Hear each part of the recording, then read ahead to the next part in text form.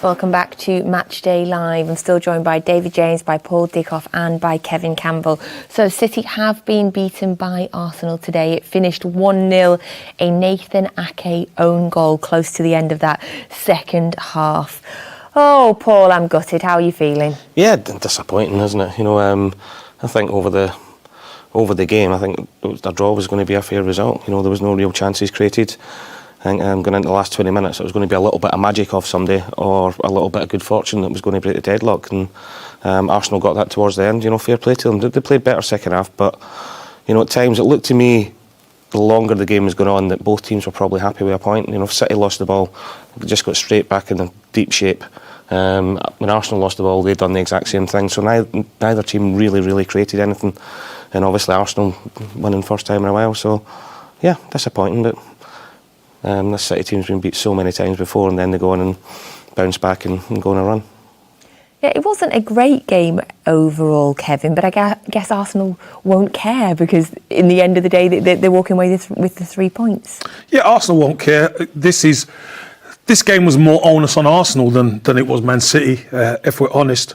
Arsenal needed to win for confidence. It's been, 12 games before in the league that they haven't had a win over City, especially at home. So to prove to their fan base that they can win was important. Obviously, it was very lucky how it went. I was going to be right. It was going to be a draw, but I don't think any team really created anything clear cut. City had probably in the first half the better chances, and second half Arsenal had one slice of luck, and it proved to be the winning goal. But I don't think Mikel Arteta is going to be going crazy about this result. It was hard to win against Manchester City, good to win at home, but Manchester City will be the team to beat still, for sure. City, as Kevin says, there are not many chances in the game at all, David. I mean, not many chances for City, which is so rare for us. I mean, we're so used to scoring so many goals and creating so many chances. What was different today? Why did we create so few? What I found interesting were the best chance, arguably, was the header in the 4th minute from Guardiola, and then the follow-up for Nathan Ake in that sort of bit of a melee. And as I said, the cross that went in for Erling, Haaland, which was put out wide for the corner.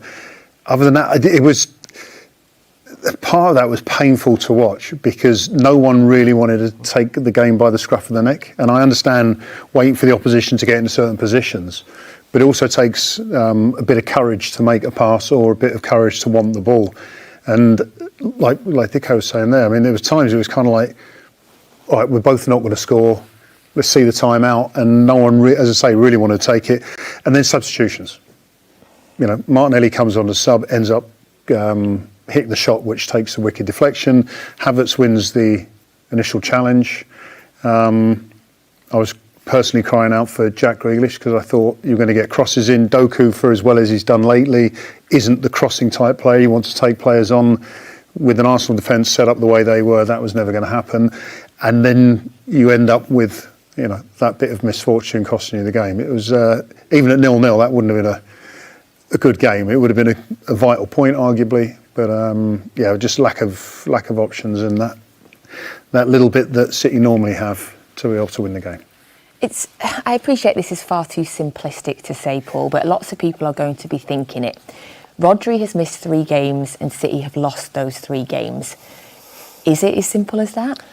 It sounds as simple as that. Look, Rodri's a top player. I think he's the best player in that position in world football at the minute. But I don't think we've lost that game 1-0 today because Rodri wasn't playing. I think you had 2 teams that showed a lot of respect for each other, that didn't really want to give anything away. And as I said, it looked as if second half both teams were happy with a point. And you said it at one point, you'd like to see the heart. It looked as if both teams they were just settling for what happened. And then, said about substitutions, Tommy Asu's come on one header, Havertz, and Martinelli's got the shot. So 3 subs. 3 subs that have come on and done it. But I wouldn't read too much into it. The good thing is, rather than talking about Rodri being missing for these 3 games, he's back now. Okay, yes. I will look at it like that. He is back now, yes. What do you make of that, Kevin, the fact that Rodri was out for 3 games and City lost them all? Yeah, huge player for Manchester City. I think it's easy to look at it and say it doesn't mean as much.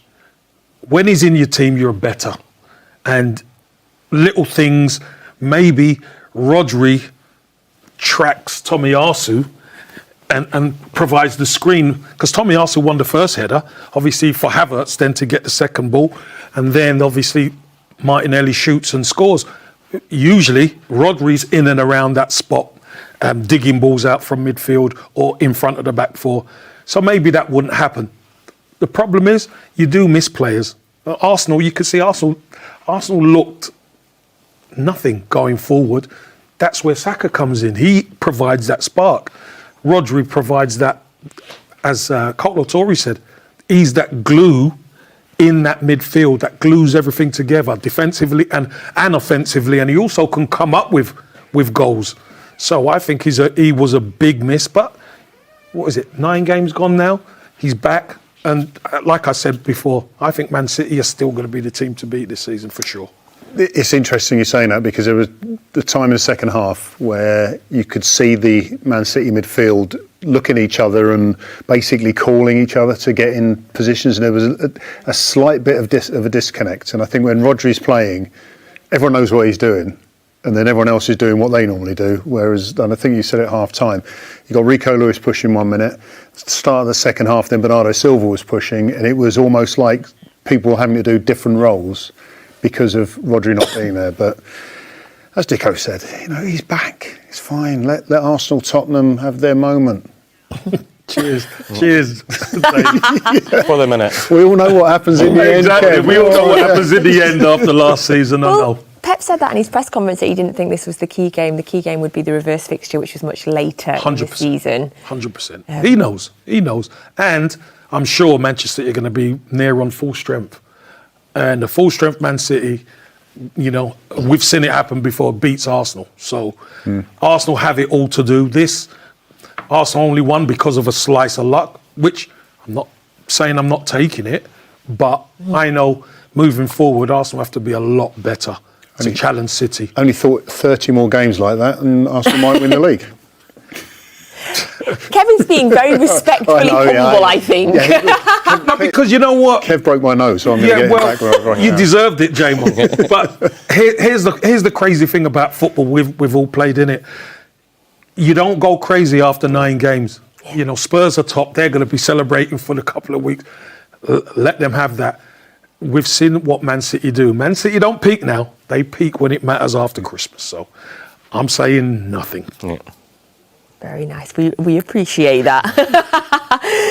I mean, we always like to look for positives, Paul. Any performances today particularly gave you hope? Yeah, there's always hope, isn't there? God, it's Man City. But I thought Rico done well in there today. But I just thought it was a sort of, if you can say it, an average performance, an okay performance from everybody that was out there. We just didn't seem to have that little bit of spark today that we normally have, or that little bit of magic that ends up getting us over the line, especially when we're not at the best. But like the guy said, we're 9 games in. And I said it when Kevin's injury got announced at the start of the season, I thought if we can get through to Christmas time when Kevin's going to come back and we're there or thereabouts, a fresh Kevin De Bruyne from that period into the last bit of the season is going to be huge for us, and I fully expect us to do that. And of course John Stones was back on the pitch today, which was a delight to see. Now we're going to go back over pitch side to the Emirates, where a very brave FG and Big Steve are standing pitch side. Oh, I bet the Arsenal fans are loving this. Okay, full time at the Emirates Stadium. Arsenal 1-0. Tight game, tight margins. Goal in the end, deflected goal. Yeah, the game was really, really tight. It was looking like it was heading for a draw. Obviously, deflection again at the end, a bit like the Charity Shield goal. But we're toothless today. I thought we were okay in the middle of the park where we thought we was maybe going to get dominated. We was all right there, but we were just lacking something in the final third. And listen, full credit to Arsenal. They got the goal, and they won the game. They got the 3 points. Absolutely, full credit to Arsenal indeed. I mean, it was a game with tight margins. It looked like it was going to take something special or something not quite special, like their goal, deflected goal. But sometimes you get that look in games like this. Listen, we've got the good run against Arsenal, and we've won so many games against them. It was one of them things. It took a wicked deflection. It was really late in the game. Not enough chance for us to bounce back, and it's another 3 points lost, 2 on the bounce now. I'm sure Pep's going to go in there and going to put it right next game. Well, one thing's for certain about Manchester City, we never give up, we fight until the end. It's early in the season, don't panic too much. Congratulations to Arsenal today from me and Big Steve Pittside. We'll catch you guys soon. Thanks, FG, and thank you, Big Steve, as well. FG trying to keep a positive outlook on it there. So we're going to an international break now in the men's game. So City's next game is not for 2 weeks. Saturday, the 21st of October. 3 p.m. kickoff on a Saturday, which I always enjoy very, very much. And it's going to be against Brighton. So Brighton drew with Liverpool today. Been a bit of an up and down season for Brighton so far. Sometimes they look sensational, and then in other games they look like a different team, David. Yeah, I mean, the way that they want to play is, we talked about, touched on goalkeepers before the game. The way they want their goalkeepers to play, and I know this, knowing the Brighton goalkeeping coach, is going to be very demanding, but it's going to come at high risk initially, I think, in the sense that a couple of the games they played, the goalkeeping errors have cost them dearly. But they're difficult to play against. Absolutely difficult. I mean, we saw Edison today and how cool he was. When Brighton are trying to implement that style into their game of football, and sometimes it works. I haven't seen the goals from today, obviously, against Liverpool, but you know, we've got Rodri back. So. One was an error. Was it? Oh, okay. Goalkeeping error. A pass got caught out. Well, I'd better phone up my Brighton goalkeeping coach, see how their plans are going. But I think, I mean, look, from a City perspective, and I think this is the important thing. You know, losing 2 games in the Premier League is never great, obviously. But if you've got mitigating circumstances, Rodri not in there, bring him back in, get some belief and solidity back in the side, then Brighton is probably a good team to go and beat. Yeah, it'll be a difficult game. De Zerbi's got them playing, in certainly last season, so well. Last season, you did not want to play Brighton. What have you made of their rise, Kevin? It's been sensational, considering they sell a lot of their best players, you know, make a lot of money, but they've always got somebody coming through on the conveyor belt to step in, and they look like they've been around in the Premier League for a long time. So they're a club who know their model, they know how to recruit properly, and they give the recruitment time to develop. But Jamo's right.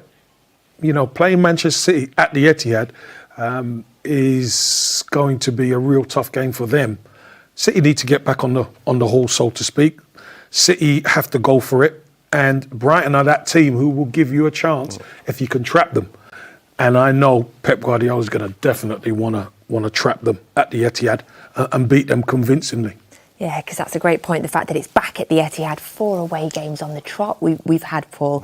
So it's going to be important to get back to the place we've got the incredible record and back in front of our own fans who will definitely get behind the team. Yeah, of course they will. Look, the Etihad the last few seasons, I mean, look, I've always said the City fans are great, but the last few seasons especially, the Etihad has been absolutely rocking, you know, from the minute you get there, hour and a half before the game till it's finished. So the fans will be coming expecting to win. And just going back to that, I love watching Brighton playing because it's risk and reward, isn't it? When they get it right, they're fantastic to watch. When they don't, there's a lot of goals. You know, Villa put 5-6 past them the other week. They've conceded 4 a couple of times. But when they do get it right, they're fantastic to watch. So hopefully they don't get it quite right in a couple of weeks' time and there's a lot of goals for Man City. And as we keep saying, Paul, as we said before, Rodri will be back. Rodri's back. Which is going to be so key. It will be, and look, I know Jack didn't get on today, but he's just come back from injury the other night there. Bernardo Silva, it's only his 2nd game in 3 days. He's been out injured. John Stone's coming back in as well. You know, so all of a sudden the squad that did look a little bit thin a couple of weeks ago is looking a lot stronger with a lot more quality in it as well. I feel like the only thing that I think is a bit of a shame, David, is that we're going into this international break, because I would prefer if we had another game tomorrow or another game on Wednesday, you know, if Rodri was back straight away. I don't really like the idea of sitting for 2 weeks now on the back of this defeat. I would disagree. I mean, Rodri with a sending off, it should be fit anyway. But when you've got players, you say, likes of Jack being out injured, it's better they have as long as they can to get back into full match fitness. It's just whether or not they get called up for international duty and used in some way there. But it's a good 2 weeks just to make sure that Brighton get it the best way that City could give it to them. I think that's it's going to be good. Don't worry. Before, though, the men play again in 2 weeks. The women have another game on Wednesday night. That is away to Everton in the Conti Cup.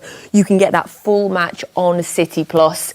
And they need to bounce back as well after today, Paul. They'll be raring to go. They will, but look, they'll be buzzing. They say once they look back at today and see how well they've done, especially down to 9 men, and you see the quality that come off the bench for them as well. So if Gareth needs to freshen up a little bit against Bristol City, he can do. So get that game on Wednesday against Everton. 7 p.m. kickoff. Full game is on City Plus. Thank you, David. It's been a joy. Been a double header for us today. Perhaps the games did not go as we had hoped, but thank you for being here. Thank you. Thank you, Paul, as well for 2 games today.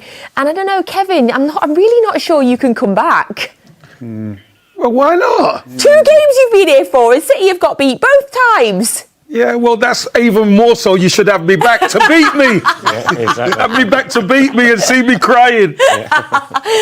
You must come back. It's been a joy to have you. Thank you for being here with us again. Thank you. And thank you all for joining us on Matchday Live. Thanks to Ali Man and to Neil Lennon for the excellent commentary today as well. So, you've got the women on Wednesday. You can get that full game on City Plus. The men are back in 2 weeks when they play Brighton on the Saturday. And between now and then, just to keep your City viewing up, get onto City Plus and watch the new documentary Rise. The cameras followed our women's team around last season, and there's going to be some incredible behind the scenes footage that you really don't get anywhere else. So here is a little sneak preview of that now, and goodbye for us. Thank you for being here, and we'll see you in 2 weeks. I like what I'm seeing from the players at the moment.